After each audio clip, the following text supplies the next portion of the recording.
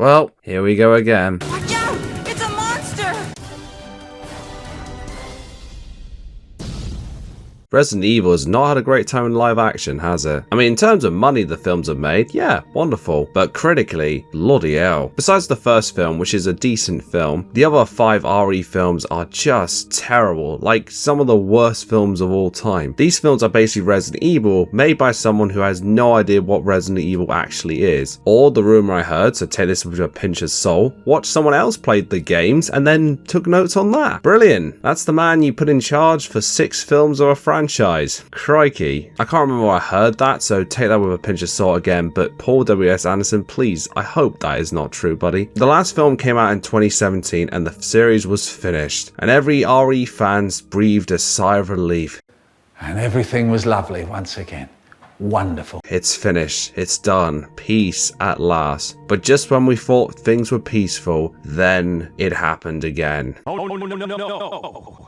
Thankfully, it's not a new film in the old series, it's a complete reboot, a clean slate, page 1, a brand new beginning. When this film was first announced, I was of two minds. On the one hand, a new chance to make a Resident Evil film work without Paul W.S. Anderson involved is good news. Bad news though, it's still the same studio and production company as before, so I was very mixed, but I wanted to give it a chance. For me going into it, surely it could not be worse than the Anderson films, right? Surely not, right?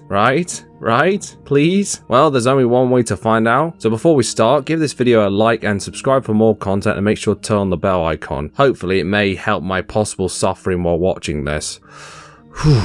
Okay, let's do this. Welcome to Raccoon City. Oh, and spoilers, of course. Oh boy, Sony, this is not going to start well. It's weird how Sony as a video game company is mostly loved, but Sony the movie company, well, besides Spider-Man, is pretty useless. Okay, David Raccoon, that's quite a funny, weird coincidence. We start the film off in the 1980s as we go to Raccoon City Orphanage where Chris and Claire Redfield are currently staying, due to their parents, well, being dead. Hopefully not like Batman's though, he's still not over that. Claire is woken up by a mysterious figure that turns out to be Lisa Trevor, a poor girl that was horribly experimented on and disfigured by Dr. William Birkin. Lisa was a massive part of the remake of RE1. She was a human test subject for the progenitor virus, turning into a monster and wearing the faces of Umbrella imposters posing as a mother. Lovely stuff, really. Birkin is a key Umbrella employee and the overseer of the orphanage. He also takes the children for his own experiments and research. There are a few things to know right off the bat. Lisa Trevor looks incredible. They did a fantastic job of recreating her from the games to the film. The opening gives a creepy point of view, seeing what the purpose of the children and the orphanage are and seeing how twisted Birkin has really become, but also seeing them as, well, disposable resources to him. While Lisa and Claire's relationship is kind of sweet, I do find it weird though how they never fleshed out Lisa's background in this film and show how she became this twisted, horrible monster. It really could have given us a reason why she wants to stop the other kids becoming like her. Birkin finds Claire up and about, but Chris saves Claire from Birkin using their parents' death as a lifeline to the reason that Claire's up and about due to possible nightmares. Chris and Claire being orphans is not a bad idea, to be honest. It gives them moral connection to the city and Birkin. I mean, it's not much debt, but hey, it's something, I guess. I still find it weird that the entrance to the underground facility is here of all places. I know there was one in the remake of RE2, for example, in the lower levels, but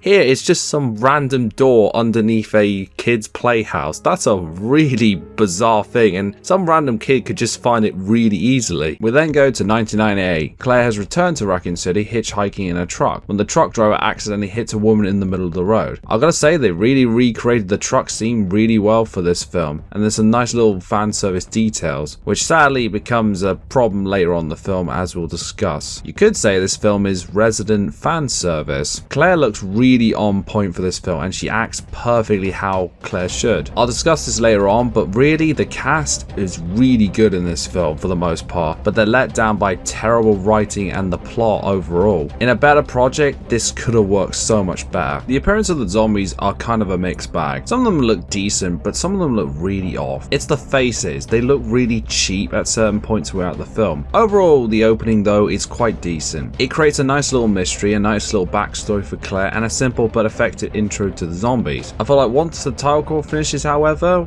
well, I mean, nice little text crawl similar to the game. Some voiceover would have been nice though, kind of like what they did did with RE3 and Jill's intro. Once the title crawl ends, this is where the film really falls off the rails badly. We get introduced to Leon S. Kennedy, and I put that in quotations as much as possible. Oh boy, Leon, look how they've massacred my boy. Taking aside the hair, you really could have just given him a bloody blonde wig. This is not Leon, because he is so flipping useless throughout most of the film. I will add out the counter the amount of times Leon is an idiot here, but it's quite a large amount. We now go to a diner where we're introduced to Albert Wesker and Jill Valentine, and we probably get my favourite Easter egg moment of the entire film. Snooze, you lose.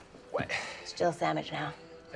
Seriously though, Leon is a complete joke. He got his job because of his dad and everyone just seems to hate him. Jill is kinda nice to him at the start, but that's literally it. I know in both versions of RE2 he's a rookie on his first day, but he's still a fully trained cop and competent at his job and trained to handle certain situations like this. Obviously not a zombie apocalypse, but similar situations like this. But here, he's just a complete loser. One thing I also noticed, nobody likes Raccoon City. Everyone constantly moans and complains about it, but no one ever tries to leave it. Everyone just sees it as a wasteland and wants to get the first ticket out of here. I mean, that does look kind of bad from an outsider's perspective, but it's not the worst town in the world, guys. Calm down. Also, Jill really likes Wesker. That's an odd choice. Not the worst, but very strange choice in character development, to be honest. Leon starts to notice that the diner's owner has blood coming from her eyes, and a T-virus crow crashes into the window beside him. The CGI is not great in this film, as shown from this scene. It kind of gets worse from here. The blood coming from her eyes is really effective in its creepiness, but the owner just brushes it off and says it's nothing. Now, I'm no medical expert, but when blood starts pouring from your eyes, that's not something normal you should just ignore and brush under the carpet. Claire goes to Chris's home to warn him about the Umbrella experiment, revealing journalist Ben Bertolucci as her main source of information. Ben has been a busy boy and has discovered Umbrella has been poisoning the city's water supply. I do love how the driver of the truck still gives Claire a lift to the town despite running a woman flat over and that woman suddenly disappearing. That's just hilarious. Why would he still give her a lift? Like she's a witness to his crime. Like, what? You are made of stupid. A siren goes off informing the citizens to stay in their houses as Chris leaves for the police station. Chris and Claire's relationship is very weird in this film. Considering that in Code Veronica he travelled across the globe to save her from the Ashfords and Wesker, it's just a really strange relationship. I can understand Chris being annoyed by Claire leaving, but they could literally just talk it out in minutes and brush it under the rug and stop complaining about one person leaving and whatever. It's just petty drama for petty drama's sake. I find it hilarious though how Claire initially doesn't know Chris is at home, so instead of trying to ring him in a phone box or going to the police station where he works, she decides to break into his house. I'm sorry, what? Sorry, what? How on earth did she come up with that as a good idea to contact Chris? Breaking into your brother's house? Genius logic. Also, Chris, buddy, don't simp over Jill. Though to be fair to him, he has to continue that Redfield lineage somehow, and Leon ain't going to be the one to do it. Leon, I need you to continue the Redfield lineage. I really don't give a damn. God damn it, Leon. I do like how everyone is connected to Birkin in some way, like a spider web, with him being the main spider in the middle. It's quite interesting. Not going to lie though, seeing the old videotape recorder or VHS, man, oh, that's nice little throwback of nostalgia. Nice. Claire, I hope you rewound that tape to the start. There was nothing more annoying than renting a videotape from Blockbuster and the bloody tape was at the bloody end and you had to rewind it for the start. Oh, the pain. Man though, if this film was set in modern day, Ben would 100% be a conspiracy redditor. Also, comparing Chernobyl to Raccoon City. Yeah, no, just no. A creepy child breaks into the house who's running from his mother who is fully zombified and fully infected, and she attacks Claire.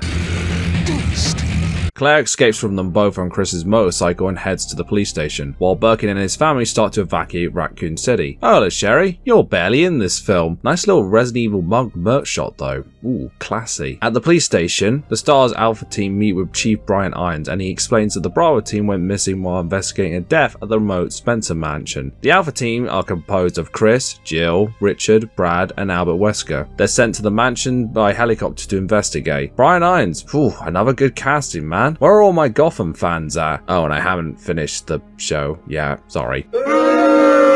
Jill is such a reference machine in this scene. Nice to see Brad is still a bitch though. Chief Irons in this version seems to be not connected to Umbrella in any way, shape or form, which is an odd choice, because in the games he's been paid by Umbrella to cover up any involvement of their activities in Raccoon City. Also, everyone hates Leon. Wesker is an operative for an unidentified party tasked with stealing Birkin's G-Virus and using their inside knowledge to navigate the mansion. I know this was another thing taken from the games, Wesker working against stars and taking them out to get their combat data for their organization, but I feel like this element of the story doesn't really feel natural and it feels really rushed along with a lot of other things. There was a build-up, a mystery behind who the traitor was in the original RE1 and the remake. I mean, of course it was the guy who wore sunglasses indoors, but there was at least a little bit of a mystery and build-up to it. Here there's none of that, just hey, Wesker's a traitor, what you gonna do? Whoop-de-doo-da-day. Also, where is Rebecca and Barry?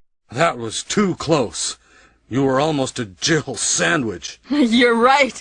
Claire on motorbike bumps into Birkin, who's currently in his G is my life's work mindset. Cut to idiot Leon. Ah, CD players, let's do the time warp again. Leon is asleep at the front desk of the police station when the truck driver, now bitten by his dog, begins to turn to zombie and crashes the truck at the entrance of the station. Not gonna lie, this scene is really unintentionally funny. Leon, how are you tired, dude? You woke up late on your first day, I may add, and he's fallen asleep again at the desk on your first day. Like, dude, how useless are you? And he only gets woken up by a gun being fired. He can hear a gun being fired, but not a truck flipping, crashing just outside the door or where he's currently sleeping, which is wide open. Ah, Jesus, Leo, what have they done to you, my man? I gotta say though, the RPD station looks spot on. Good job. Man, watching this film really makes me think combining RE1 and 2 was a bad idea. There's just too much to unpack in one film. The Alpha team arrive at the mansion. Also, Mutant Crow. Bird is the word. There are signs in this film that this film could have worked well if they just did RE1. The mansion looks fantastic too. Irons tries to escape the city, but he's fired at by Umbrella soldiers. Oh, hi Hunk. Man, the camera work in this scene with Irons in the car,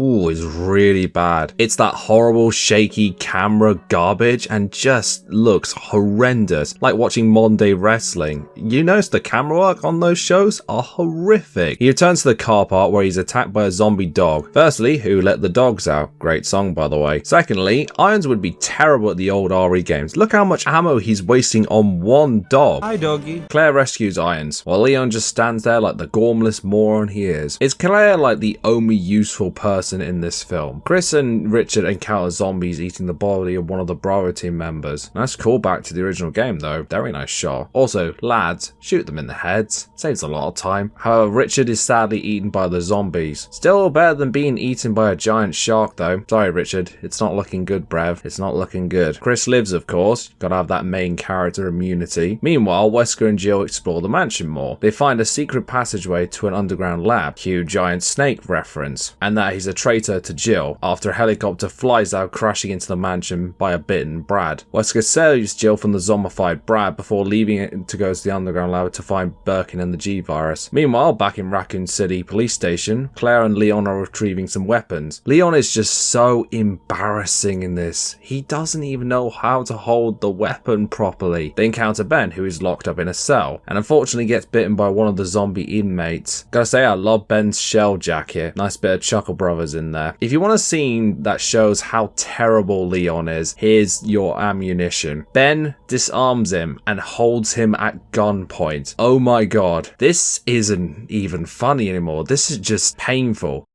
Are you not ashamed of yourself? Are you not embarrassed? This is really embarrassing. Ben, Mr. Plot Explain here, disarms Leon, the trained, and I put that in quotation, cop. Wow, that's just new levels of embarrassing. Also, me calling Ben Mr. Plot Explain is not a joke. He literally spells out the entire plot. And when he does turn into a zombie, Leon, stop wasting so much bullets, you fool, and shoot him in the damn head. Chief Iron tries to make contact with Brad, but with no success. Sorry, Chief. He just needed to iron some things out. Get it? Iron some things. I'm sorry, I get carried away with puns sometimes. Poor Jill is love blind with Wesker. Oh wow, Wesker actually knows how to kill a zombie properly. Scratch that. 2 useful people in this film. Oh, and bye Wesker. See you later in the 3rd act, mate. We get a very tense chase scene with the zombies throughout Raccoon City police station. Leon, Claire, and Irons escape the station. Gotta say, for a city which is apparently overrun by zombies, it's very quiet and not very, well, overtaken by zombies, is it? It's very quiet, seems very scenic, like no zombies, no fires, no buildings on fire, nothing. Just a quiet town. Like if you drove with this, you wouldn't suspect it's been overtaken by zombies. I'll touch on this in the summary, but man, this final act feels so damn rushed. They arrive at the orphanage looking for a secret underground tunnel to lead them out of Raccoon City. How does Irons know about this, considering he's not connected into Umbrella in this version? I don't know, just because the film tells him to, that's why. Then they are attacked by a licker, the only one in this film. Irons is killed by the licker boy, because you know, lickers need their iron intake too, along with their other multivitamins. The licker looks pretty decent, and this scene is not half bad. I gotta say, they used the licker a lot in the promotional material, but he's in the film for like less than 4 minutes. In fact, that's a major point of contention. There's barely any monsters in this film. You got zombies, you got a licker, you got some dogs, and Birkin at the end. That's it. Like, there's no variety, there's no intrigue, there's no, like, different types of monsters. It's just, like, the basic models. Like, come on, guys. Like, you could do so much more with these. Or maybe they just didn't have the budget. Probably the latter. Lisa saves them and gives the licker one hell of a beatdown. Though, has Lisa just been hanging around this orphanage for all these years? I don't know. Does anyone ever question that? No? Okay. Lisa recognizes Claire and gives them the keys to the secret passageway to the underground lab. Cute touch with the keys, like the ones in RE2. Very nice. Also, they just leave her. Wait, she gets blown up in the explosion later on in the film. They just leave her to it. You jerks. That she just saved you and gave you an exit and you just left her. You jerks. You absolute jerks. Meanwhile, at the mansion, Chris takes out some more zombies, let the bodies hit the floor. He reunites with Jill and they go after Wesker. Man, sure would have been nice to see a Tyrant. Could have had some variety, but that actually, think about it, with the CGI budget of this film, ooh, no thank you. Claire and Leon discover the underground lab, where Umbrella was experimenting on children like the Ashford twins. Oh, no. Don't reference Co-Veronica. What a weird Easter egg. Don't show the weird projector siblings being too close together thing. Of all the things to take as a reference from Co-Veronica, that's the one you went with? Oh, no. Also, don't make a sequel about this. Please, God, no. Not gonna lie though, the Easter eggs at this point are really starting to get annoying. Also, I hate Co-Veronica. Please go away. Wesker catches up to Creeper Birkin. In the ensuing fight between the two, Wesker is shot by Birkin, but he shoots Birkin right back, and then kills Birkin's wife Annette. Putting Wesker in the hunk role is a very odd and strange choice. It's a shame because they don't really flesh out Wesker and Birkin's friendship here. Like, they have a past, they were both employees of Umbrella and scientists and key people in developing the T-virus. Like, it could have been an interesting twist to have Wesker use their past together and then at the right moment shoot Birkin in the back for the G-virus. That could have been a really good idea, but no, sadly not. I'm convinced Wesker is the best shooter in this film though. However, G is now coming as Birkin injects himself with a G-virus, but Jill shoots Wesker. Before he dies though, Wesker tells her and Chris to escape via the underground train before Umbrella blows up Raccoon City. Chris? Stop it! Wesker, you're pitiful.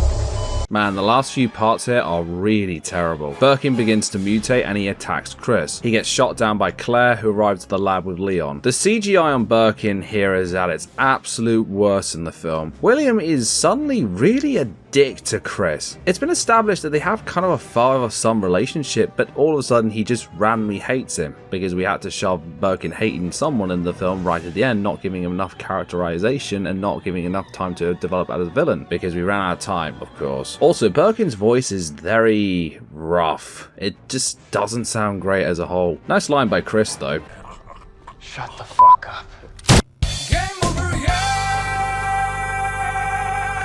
Oh yeah, Sherry, I completely forgot about her in this film, because she's barely in it. Wait, hold on. Leon is doing something useful. He's actually contributing, doing something useful, helping someone. Holy sweet Christ, he has some use at last! Chris, Sherry, Jill, Claire and Leon escape to the train. Birkin returns, mutating into his G2 form, and he looks even worse than ever. The money really ran out here. That is some late 90s CGI there. Leon destroys him with a rocket launcher though, twice in a row. Where has this Leon been most of the film? What a complete waste of Birkin. He's barely in this film and he just feels so rushed and forced just because we had to have a villain at the end. Raccoon City is destroyed, the mansion collapses. I love this cow just flying out of nowhere, just such a weird addition. The survivors walk out of the train tunnel, leaving Raccoon City behind. And then the film just ends. Just like that. No epilogue, nothing. Just so abrupt. It really gives off a feeling of just get this film over and done with. However, mid-credit scene, Wesker awakens in a body bag, unable to see anything. A mysterious figure then gives him his iconic sunglasses and introduces herself as Ada Wong. First, hi Ada. Secondly, I'm willing to guess they brought Wesker back the same way as the games. I mean, it's never really explained how they brought him back and how he got out of Raccoon City considering he was, well, dead. It's just never explained. Let's just leave it at that. I will credit them for this though. Giving a reason of why he has to wear the glasses to help with his sight, that's a really nice touch, so well done. And that's the film.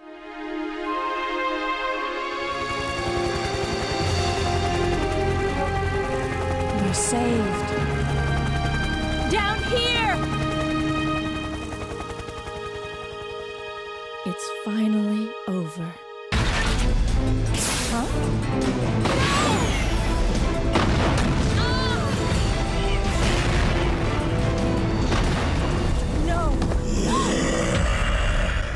Big man thing, yeah? It's not looking good, bruv. It's not looking good. So overall, let's start with the good. I really like most of the cast in this film. I wish this cast was in a better film because they did the best they could with a difficult film and a difficult script and dialogue. The setting is pretty accurate to the game, which they did a pretty good job of. Some of the Easter eggs are not too bad, and some of the practical effects look really solid. In particular, Lisa Trevor looks fantastic, and I appreciate the attention to detail to the environment of the games. But man, there is a lot of problems with this film. The zombies, for starters, are a real mixed bag. Some of them look okay, but then some just look absolutely dreadful. The CGI overall is not very good. I get it's a film with not a massive budget, but Jesus Christ, some parts of it looks like a PS2 cutscene. In particular, Birkin is the main offender. And Birkin as a whole, character-wise, is completely wasted in this film. Some of the character changes just don't work at all, like Claire and Chris's relationship example being from a close brother and sister relationship to this antagonistic nature one. And back to the Easter eggs, this film really goes over the board with them to the point where it gets really annoying, and it's just like, is this all you have to offer? Just Easter eggs and references? That's not good enough with a film. You need to offer more than that. You need to offer a compelling story, compelling characters, characters with growth, actual consequences to the story, actual intrigue, not just, hey, remember this from Resident Evil? Remember this from Resident Evil? That got so annoying. Leon, man, they massacred my boy in this film. He sucks so badly as a character. He is easily the worst character in the film by far. Just seeing what they did to him and made him into a complete joke was, honestly, it wasn't even funny. It was just like, this is so disrespectful to the character. Just like, did you even research him? Did you even properly understand him? Because you clearly didn't. But for me, the biggest problem with this film and the biggest mistake they made with this was combining RE1 and RE2 into one film. That was a massive mistake because by the time the third act rolled around, everything just felt so rushed and there was not enough time for the film to breathe, and it's just like, oh yeah, we gotta wrap this all up, just shove it all in the end. I did not get angry with this film. I got annoyed for sure, but it was more annoyance at the film's lost potential. I don't hate this film. It's a bad film, but I don't hate it. In my head, I was comparing this to the first RE film. Welcome to Raccoon City, for me anyway, is way better than the later RE films, in particular the last two, which are honestly two of the worst films I've ever seen. I can't believe I'm about to say this, but watching this back, I think I preferred the first RE Paul W.S. Anderson film. Don't get me wrong, it's not a great film, but it's a decent horror film, and it's not just references throwing at you every 5 minutes. In all seriousness, I can't recommend this film. For RE fans, for horror movie fans, just no one really. Maybe Maybe something to laugh at with some mates and some beers. Besides that, yeah, just skip this one entirely. Oh, Leon, fancy watching this one again, mate? No thanks,